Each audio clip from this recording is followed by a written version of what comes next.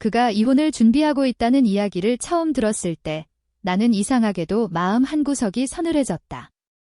딸과 사이는 오랫동안 삐걱거렸고 결국 헤어지는 길을 택했다. 이성적으로 생각하면 둘 다 잘한 선택이라고 느껴야 했지만 나는 그 소식을 듣고도 딸보다 먼저 그 아이, 내 옛사위의 얼굴이 떠올랐다. 회사에서 돌아와 피곤한 얼굴로도 웃음을 잃지 않던 모습, 명절이면 내가 좋아하는 과일을 한 봉지 들고 올라와 서툰 손으로 상을 나르던 모습이 자꾸 겹쳐졌다. 이제 법적으로는 아무 사이도 아니라고 스스로에게 되뇌면서도 내 마음은 그 사실을 잘 받아들이지 못했다.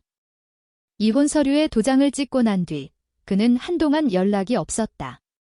딸은 이미 다른 도시에 집을 알아보고 있었고 나는 남겨진 집안을 정리하느라 분주한 척했다. 어느 날 저녁, 오래된 휴대전화가 떨리듯 울렸다. 화면에 익숙한 이름이 떠 있었고 나는 잠시 숨을 고르고 나서야 전화를 받았다. 떨리는 목소리로 안부를 묻는 그의 소리 너머로 혼자 남겨진 사람의 공기가 전해졌다. 나는 괜히 씩씩한 목소리를 내며 괜찮다고 딸도 차차 나아질 거라고 말했지만 정작 내 마음은 그가 괜찮은지에 더 꽂혀 있었다. 그렇게 몇 번 안부를 주고받는 전화가 이어지다가 어느 날 그는 조심스럽게 휴가를 낼 수 있게 되었다고 말했다. 머리를 식히고 싶다고 혼자 가려 했는데 이상하게도 나와 함께라면 마음이 편할 것 같다는 말이 덧붙었다. 순간 가슴이 철렁 내려앉았다. 상식적으로 생각하면 나는 그것을 단번에 거절했어야 했다. 사람들의 눈, 딸의 입장, 세간의 소문 같은 것들이 한꺼번에 머릿속을 스쳤다. 그런데도 그의 낮은 목소리 속에 묻어있는 외로움이 내 가슴을 건드렸다. 나는 스스로를 합리화했다. 어차피 이제는 법적으로 아무 관계도 아니고 그나마 그를 이해해줄 수 있는 사람으로 곁에 있어주는 것이 나쁜 일은 아닐 거라고, 삶에 지친 두 사람이 잠시 숨 돌리러 가는 것뿐이라고, 다른 의미를 달 필요는 없다고. 그런 변명 같은 생각들을 밤새 되뇌다 보니 어느새 나는 여행 가방을 꺼내 먼지를 털고 있었다. 빛바랜 수영복과 몇 해 전 딸과 함께 갔던 바닷가에서 샀던 모자를 꺼내 들고 잠시 망설이다가 마지막으로 거울을 보며 내 얼굴을 오래 들여다보았다. 눈가와 입가에 깊어진 선들이 낯설면서도 이상하게도 조금은 단단해 보였다. 우리가 함께 가기로 한 곳은 조용한 바닷가 마을이었다. 성수기가 지난 뒤라 사람도 적고 바람만 유난히 솔직하게 불어오는 곳이라 했다. 기차 안에서 나는 창밖 풍경에 시선을 고정한 채 옆에 앉아 졸듯 기대 앉은 그의 옆모습을 슬쩍 훔쳐보았다. 예전보다 살이 조금 빠진 듯한 턱선, 피곤하지만 정갈하게 정리된 머리, 손등에 선명하게 드러난 핏줄이 왠지 더 어른스러워 보였다. 그 아이가 처음 우리 집 문을 두드리던 날, 어색한 미소로 인사를 건네던 어린 남자의 모습과 겹쳐져 나도 모르게 마음이 저릿해졌다. 펜션에 도착했을 때 바다는 이미 저녁 빛을 머금고 있었다. 고동빛 수평선 위로 해가 천천히 가라앉고 있었고 창문을 열자 짭조름한 냄새와 함께 바람이 쏟아져 들어왔다. 우리는 서로 눈을 맞추지 않은 채 짐을 풀고 방을 정리했다. 각자 방을 쓰기로 했지만 복도 하나 사이에 두고 나란히 붙은 방이었다. 문을 열고 닫을 때마다 어딘가 서로의 숨소리가 겹칠 것 같은 거리였다. 나는 괜히 수건을 한 번 더 개고 옷걸이에 옷을 다시 걸어보며 마음의 동요를 숨기려 했다.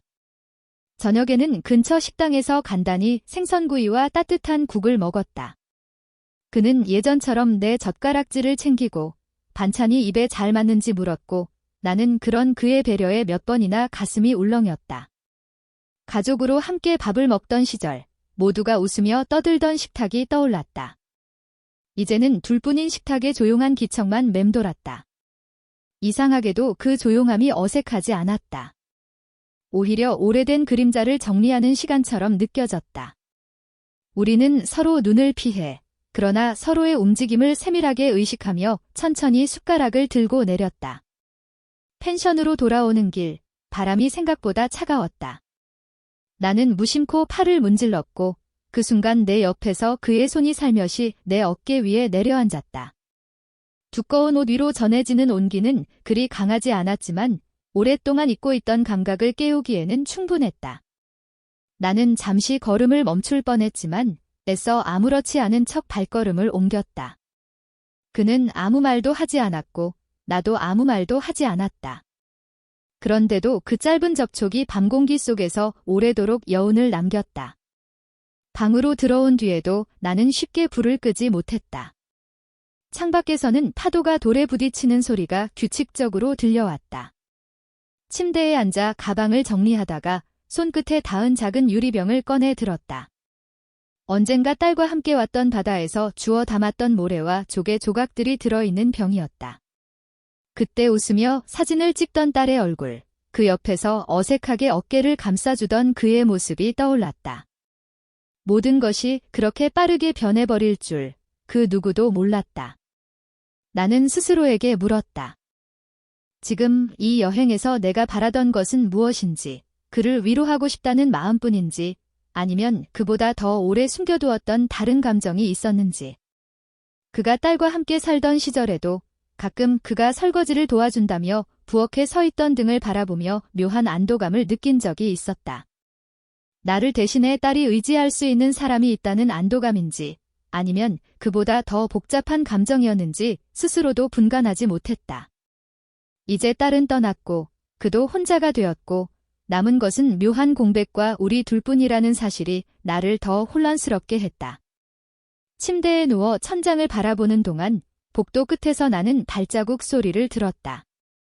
익숙한 걸음걸이였다.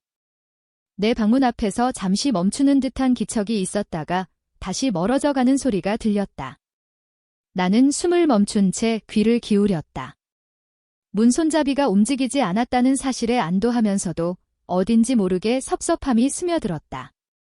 그가 문을 두드렸다면 나는 어떤 표정을 지었을까? 그 질문이 머릿속을 빙빙 돌다가 나는 결국 눈을 감지 못한 채 밤을 절반쯤 보내고 말았다. 창틈 사이로 희미한 달빛이 들어와 방 안을 엷게 물들였다. 파도 소리와 바람 소리가 교차하는 가운데 나는 내 안에서 조금씩 무너지고 다시 쌓이는 감정들을 느꼈다. 세상은 우리가 어떤 관계였는지 따질 것이다. 하지만 어쩌면 이 여행만큼은 세상의 눈길에서 조금 벗어나 우리 두 사람의 마음을 들여다볼 시간일지도 모른다는 생각이 들었다. 나는 조심스럽게 몸을 옆으로 돌려 벽 쪽으로 웅크리고 스스로에게 작은 고백을 했다. 아직 누구에게도 말하지 못한 오래된 비밀 같은 감정이었다. 그 밤, 나는 거의 잠들지 못했다. 그러나 눈을 감을 때마다 떠오른 것은 더 이상 딸과 함께 웃던 그의 모습이 아니었다. 차가운 바닷바람 속에서 내 어깨 위에 올려졌던 따뜻한 손, 식당에서 무심코 내 그릇을 챙겨주던 부드러운 시선, 그리고 복도 끝에서 문 앞에 잠시 머물렀다가 돌아서던 그의 기척이었다. 이 모든 것이 내 안에서 하나의 흐름이 되어 어딘가 예상치 못한 곳으로 나를 데려가고 있었다. 그리고 나는 막연히 느꼈다. 이 여행이 단순한 위로의 시간이 아니라는 것을, 내 인생의 방향을 바꾸어 버릴지도 모를 어떤 시작이 숨어 있다는 것을. 아침 햇살이 야른 커튼을 비추며 방 안을 은은하게 밝혔을 때 나는 그제야 눈을 떴다. 창밖에서는 잔잔한 파도 소리가 들려왔고 바람은 밤보다 더 부드럽게 불었다. 그런데 문 너머에서 조심스러운 노크 소리가 들렸다. 문틈으로 들어오는 희미한 목소리 속에는 어제와는 조금 다른 떨림이 있었다. 나는 잠시 숨을 고르고 문을 열었다. 그는 어색하게 웃으며 아침 산책을 같이 하자고 말했다. 그 말 한마디에 내 마음 한켠이 따뜻하게 풀렸다. 바닷가를 걷는 동안 우리는 아무 말도 하지 않았다. 하지만 손등이 스치고 스친 손끝이 천천히 서로에게 기대며 자연스럽게 얽히는 순간 나는 더 이상 피하지 않았다. 그의 손은 따뜻했고 그 온기는 바람보다 깊게 가슴속으로 스며들었다. 바다빛이 반짝이는 수평선 앞에서 우리는 잠시 걸음을 멈추었다. 그는 나를 바라보았고 나는 시선을 피하지 않았다. 그 순간 오래 숨겨두었던 감정이 부드럽게 문을 열었다. 숙소로 돌아온 뒤 우리는 따로 방으로 들어가지 않았다. 작은 거실에 앉아 서로에게 기대어 앉은 채 마치 오래전부터 그랬던 사람들처럼 고요한 시간을 나누었다. 세상이 뭐라 하든 이 순간만큼은 솔직해지고 싶었다. 나는 그의 어깨에 머리를 기댄 채 속삭이듯 말했다.